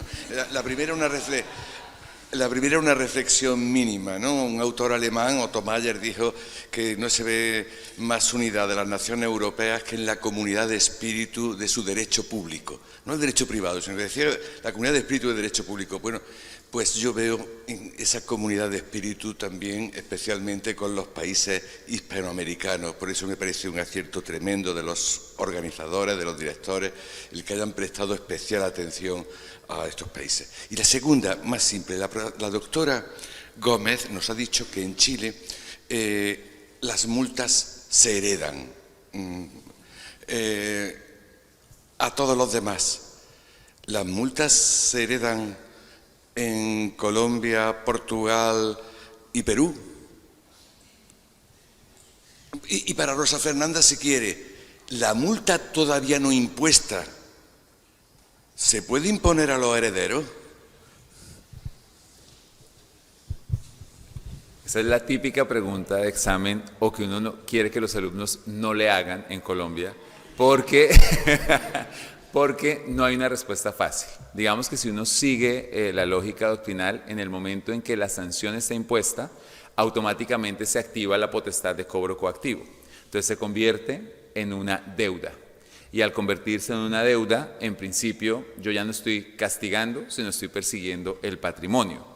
Digamos que no hay una reflexión sobre ese punto en particular. Yo lo he puesto de presente en muchas de las clases que dicto en posgrados y para mí eso es problemático por el carácter personal de la sanción. Digamos que al día de hoy no tenemos respuesta, pero si uno le preguntara al operador jurídico, a la administración, diría, ya impuse la sanción, ahora lo que me corresponde a mí es cobrarla, porque además si yo, servidor público, no la cobro, llega un órgano que se llama Contraloría y me va a decir, que es el Tribunal de Cuentas, usted no gestionó una deuda y por lo tanto lo que no cobraste te lo voy a cobrar a ti. Entonces, por regla general, sí se está haciendo, pero hay una ausencia respecto de esa reflexión particular.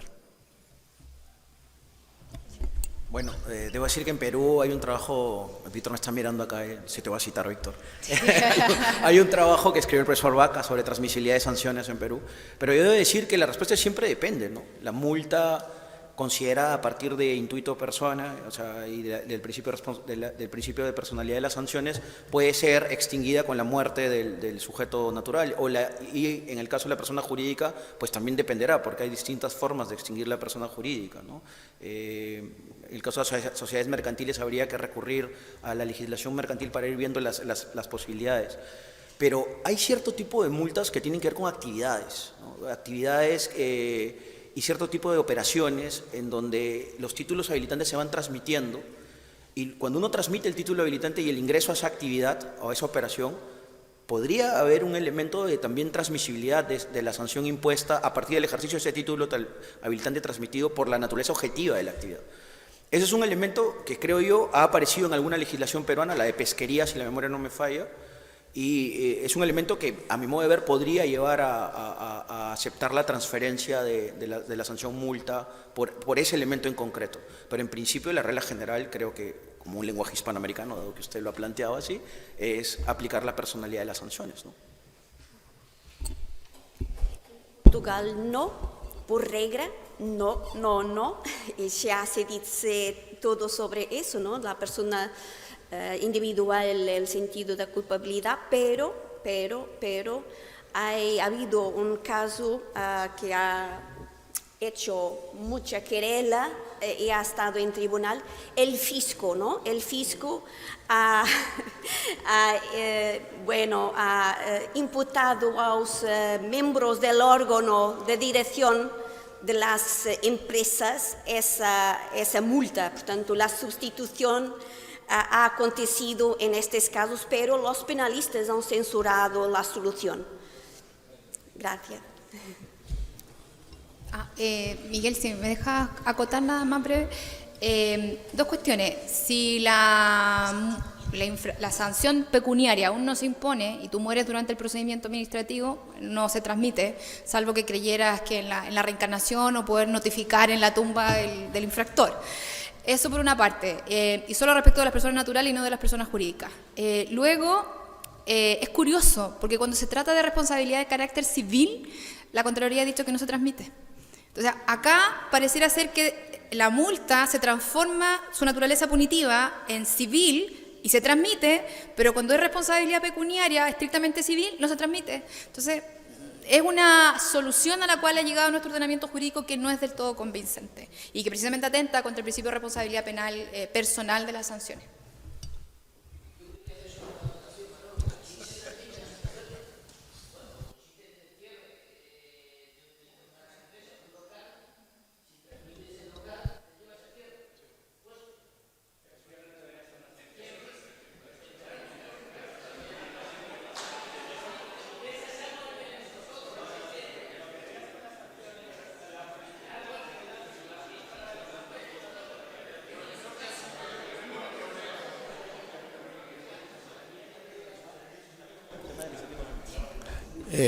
La última pregunta de verdad, porque no se nos acaba el tiempo. Buenos días y felicitar a los ponentes por esta magnífica panorámica que nos han dado de sus sistemas jurídicos, y simplemente quería preguntarles en relación al proceso constituyente que hubo en su momento, ¿no?, en sus respectivos países, sobre el tema de la incorporación o no, y que si generó o no resistencias o ha generado resistencias, ¿no?, la incorporación, ¿no? Yo creo que en la experiencia española tuvo en su momento una clara oposición dogmática, doctrinal, ¿no?, al tema de la incorporación de las sanciones administrativas dentro de la Constitución, pero creo que la realidad demuestra, desde el punto de vista, ¿no?, de los propios años, ¿no?, de vigencia de la Constitución, precisamente, ¿no?, el fortalecimiento desde el punto de vista de las garantías, ¿no?, el hecho de que esté la constitucionalización, ¿no?, de las sanciones, ¿no?, las infracciones y las sanciones.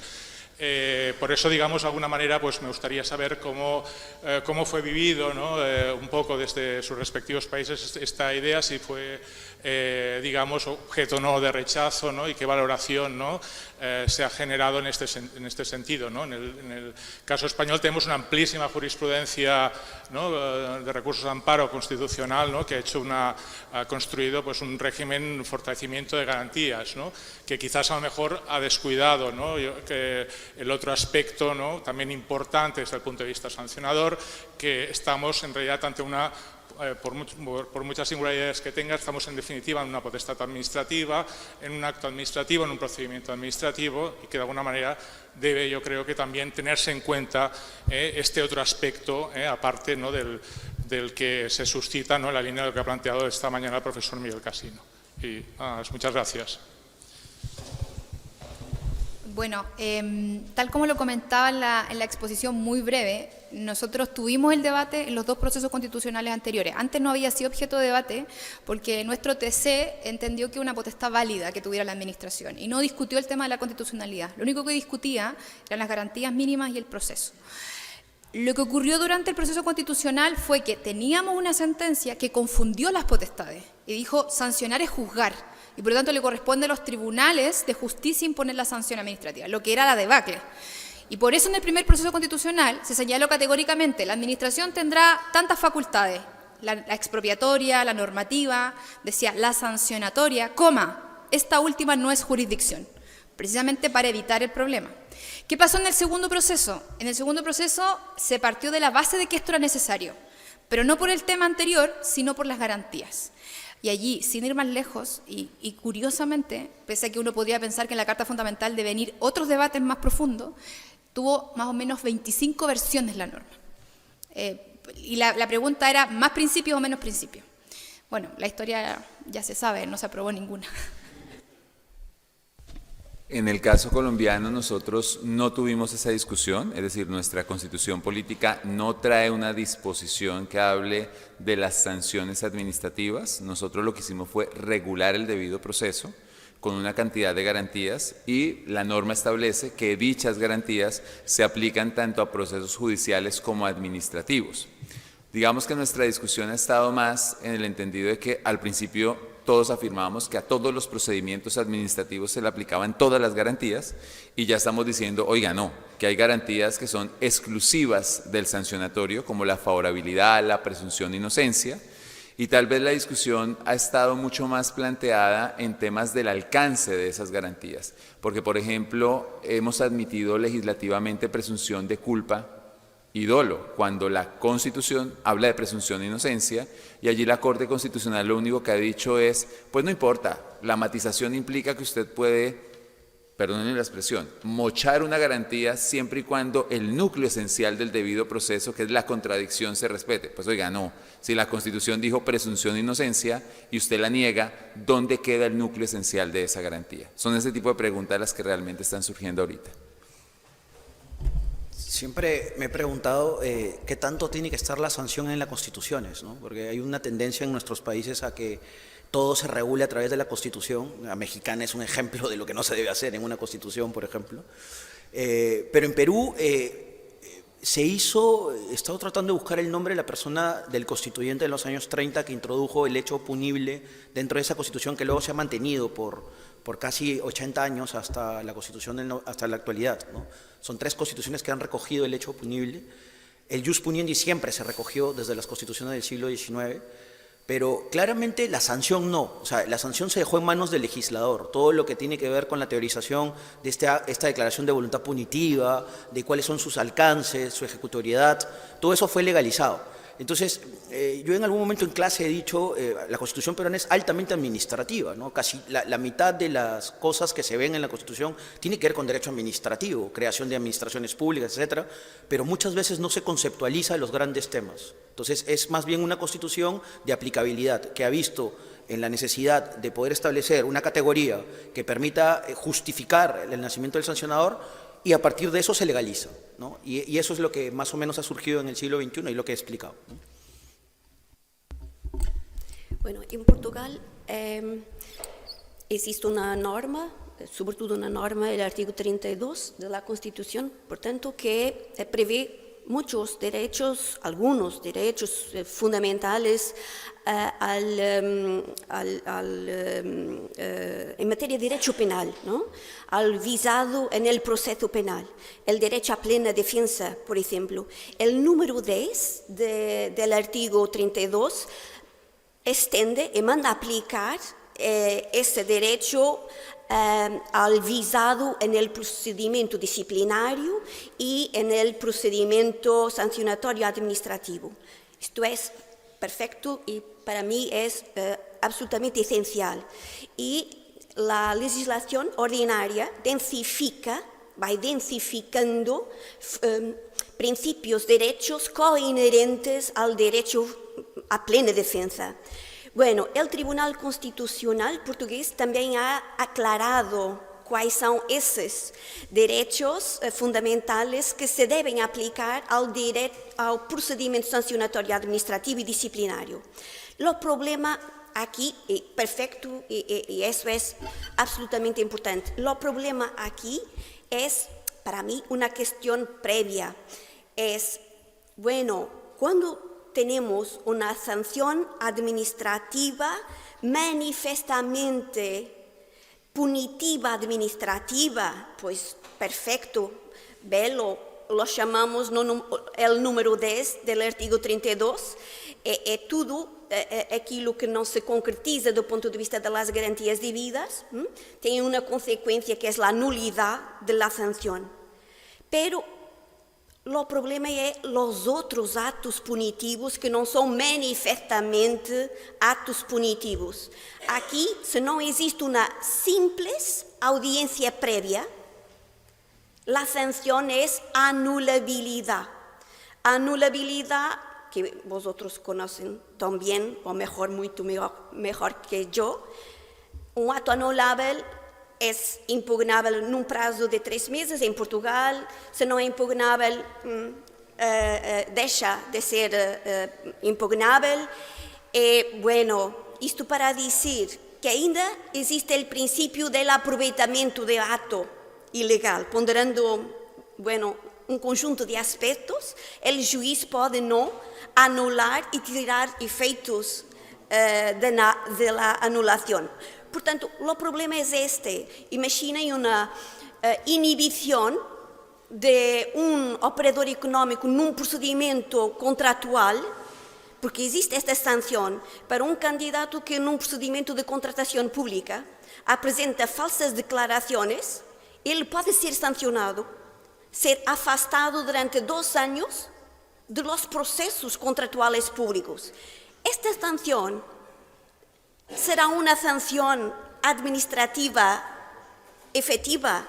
Esta es una cuestión, la cuestión previa es clasificar las sanciones administrativas, porque el derecho a plena defensa existe en relación a esas, las otras no. Candidato num procedimento concursal para preencher posto de trabalho como professor. Se ele presta falsas declarações, ele é excluído do procedimento. Esta exclusão é ato administrativo desfavorável ou ato punitivo? Bueno, se é ato punitivo, tem que existir plena defesa e todas as outras garantias devidas. Se é ato administrativo desfavorable, lesivo, pero no, solo existe audiencia previa. Y si audiencia previa no se concretiza, bueno, no pasa nada.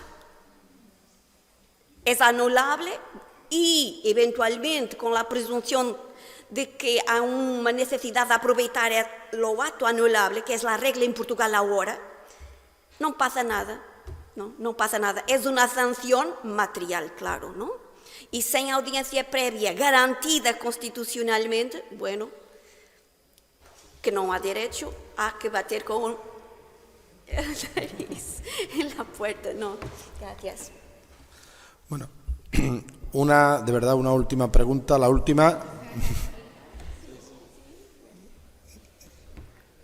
La última pregunta, de verdad. Es que más que una pregunta es una respuesta, porque me citaron por ahí el profesor Viñolo, y también el profesor Rebollo, es que la infracción no se hereda, en el fondo tampoco la multa, se hereda el patrimonio, y si ya forma parte del patrimonio la sanción impuesta, se hereda el patrimonio y por eso la sanción no se hereda, el heredero no la paga con su patrimonio, la pagaría hasta el monto que el patrimonio del causante llega. Entonces no es una transmisión en el fondo de la sanción, sino del patrimonio que incluye activos y pasivos. Y si el pasivo se ha incorporado, por eso no puede quedarse con el activo sin pagar el pasivo, si es que la multa ya ha sido impuesta. Si no ha sido impuesta, la infracción no se hereda. Por eso yo no diría que se hereda ni la sanción ni la infracción, se hereda el patrimonio, que incluye activos y pasivos. Sí, no, es que es en el caso que mencionaban de la jurisprudencia chilena, ¿no? O sea, yo no diría que están heredando la sanción, porque suena horrible. O sea, estoy heredando el pasivo. Y el pasivo, si ya se ha incorporado al patrimonio, pues tiene que pagarse con el activo antes de que pase al heredero, porque si un heredero se la lleva linda. O sea, se muere a tiempo. Siempre digo que hay que saber morirse a tiempo. Es que celebran la muerte, no, qué bien, se murió mi padre, es que no tiene sentido.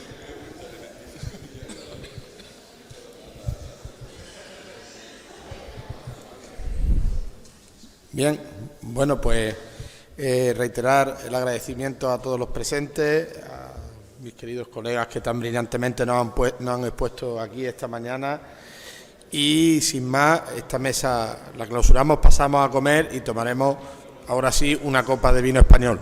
Gracias.